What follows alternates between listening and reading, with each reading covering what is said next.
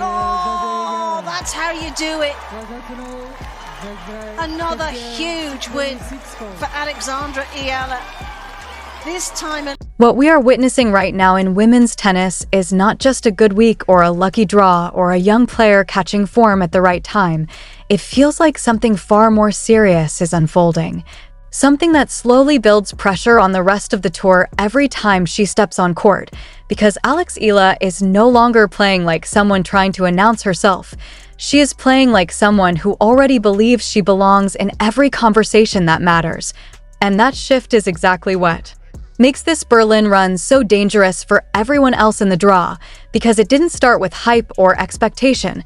It started with pressure matches against established names who were supposed to test her physically and mentally. Yet match after match, the pattern refused to follow the script, and what we saw instead was a player who didn't just survive big moments, but actually controlled them. Starting with the first round where the rhythm was supposed to belong to experience, where Donna Vekic was expected to drag her into long exchanges, force errors, and expose inexperience. But instead it was Eala who dictated tempo from the opening games, taking time away, stepping into returns early, refusing to sit behind the baseline and react. And even when Vekic tried to rebuild momentum and force her way back into the set, the response from Eala was not panic, but acceleration, as if every pressure moment simply sharpened her focus instead of shaking it, and that alone would have been enough for a breakthrough story. But then came the match that completely changed the temperature of the entire tournament, because less than 24 hours later she was standing across from Elena Rybakina, a world number 2, a Grand Slam champion. A player whose serve alone has broken the confidence of far more experienced opponents, and early in that match everything looked exactly as expected. Rybakina's pace was heavy, her service games were efficient, the scoreboard started moving in her direction quickly. And for a brief moment it looked like the match would settle into a familiar pattern where the higher-ranked player gradually separates and closes it out, but tennis at this level often changes not because of one big shot, but because of a slow shift in belief. And that shift began when Eala stopped trying to match power and instead started disrupting rhythm, extending just enough rallies to break timing, absorbing pace instead of overhitting, returning deeper into uncomfortable zones, and suddenly what looked like control for Rybakina started turning into adjustment, and adjustment at that level is already a warning sign. Because world number 2 players do not usually have to adjust against unseeded teenagers in early rounds, yet here it was happening point by point, game by game. Until the match was no longer about ranking, but about who could hold their structure under pressure, and in those moments Eala looked strangely calm, not passive calm, but competitive calm, the kind where decision-making gets simpler instead of rushed, and that simplicity began to create openings, and those openings became breaks, and those breaks became belief, and by the time the final games arrived the momentum had fully shifted.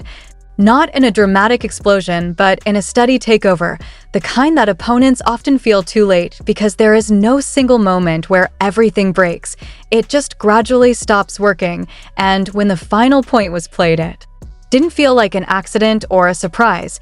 It felt like a result that had been building in real time, and what made it even more significant was not just the name of the opponent, but the timing. Because there is almost no recovery window in tournaments like this, no emotional reset button after a win like that, and yet less than a day later she was back on court again. I think I'm getting better. I hope I'm getting better, of course.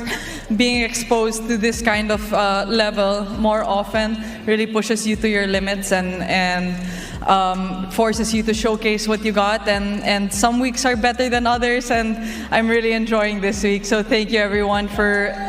This time facing Elena Svitolina, a completely different challenge built on patience, defense, structure, and long rallies where young players often lose clarity over time, but instead of fading. Alex Eala arrived with the same intensity and focus as the day before, not riding emotion or hype, but starting fresh as if the previous big win had already been mentally closed.